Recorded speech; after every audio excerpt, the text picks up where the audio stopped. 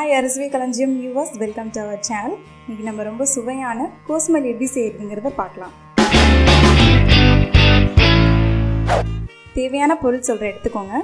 பெரிய விதை கத்திரிக்காய் 2, பெரிய வெங்காயம் 1, பச்சை மிளகாய் 2, தக்காளி 2, புளி சிறிதளவு, மஞ்சள் தூள் 1/4 தேக்கரண்டி, சிறிய உருளைக்கிழங்கு 2, எண்ணெய் சிறிதளவு, உளுந்தம்பருப்பு 1/4 தேக்கரண்டி, சீரகம் 1/4 தேக்கரண்டி, கறிவேப்பிலை சிறிதளவு, பெருங்காயம் சிறிதளவு, கடுகு 1/2 தேக்கரண்டி, வெந்தயம் 1 தேக்கரண்டி, காய்ந்த மிளகாய் 2, மல்லித்தலை சிறிதளவு.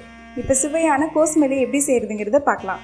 ஃபஸ்ட்டு கத்திரிக்காவையும் உருளைக்கிழங்கையும் தோல் உரித்து வேக வச்சு நல்லா மசிச்சு ஒரு பவுலில் எடுத்து வச்சுக்கோங்க. இப்போ புளியை தண்ணி ஊற்றி ஊற வச்சு நல்லா வடிகட்டி ஒரு பாத்திரத்தில் எடுத்து வச்சுக்கோங்க. இப்போ ஸ்டவ் ஆன் பண்ணிக்கோங்க. கடாயை வச்சுக்கோங்க. எண்ணெய் ஊற்றி கடுகு உளுந்தம்பருப்பு சேர்த்து வெடித்ததுக்கப்புறமா அதில் இப்போ வெந்தயம், பெருங்காயம், கறிவேப்பிலை சேர்த்து காஞ்ச மிளகாய் 2 சேர்த்து தாளிச்சுக்கோங்க.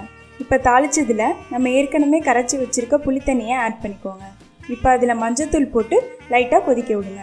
கொதிச்சதுக்கப்புறமா அதில் நம்ம மசிச்சு வச்சுருக்க கத்திரிக்காவையும் உருளைக்கிழங்கையும் போட்டு புளிக்கரைசலோட கொஞ்சம் நேரம் கொதிக்க விடுங்க. இப்போ அதில் லைட்டாக உப்பு ஆட் பண்ணிக்கோங்க.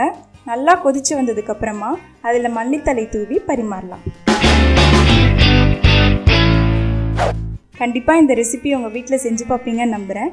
இந்த ரெசிபி உங்களுக்கு பிடிச்சிருந்துச்சுன்னா எங்கள் ஃபேஸ்புக் பேஜை லைக் பண்ணுங்கள், ட்விட்டர் பேஜை ஃபாலோ பண்ணுங்கள். இந்த மாதிரி மோர் இன்ட்ரெஸ்டிங் ரெசிபிஸ் நீங்கள் தெரிஞ்சுக்கணுன்னு ஆசைப்பட்டீங்கன்னா மறக்காமல் அரிசுவை களஞ்சியம் சேனலை சப்ஸ்கிரைப் பண்ணுங்கள். தேங்க்யூ.